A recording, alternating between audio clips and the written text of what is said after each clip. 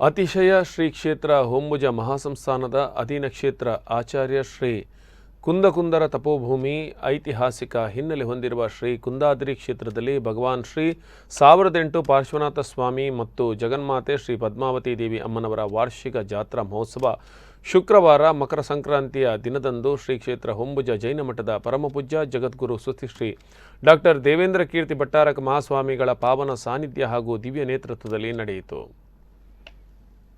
ಪೂಜೆ ಇತ್ಯಾದಿ ಧಾರ್ಮಿಕ ಕಾರ್ಯಕ್ರಮಗಳು ಜರುಗಿದವು. ಸರ್ಕಾರದ ಕೋವಿಡ್ ನಿಯಮಗಳನ್ನು ಕಟ್ಟುನಿಟ್ಟಾಗಿ ಪಾಲಿಸಿಕೊಂಡು ಸೀಮಿತ ಭಕ್ತಬಂಧದವರು ಪಾಲ್ಗೊಂಡಿದ್ದರು.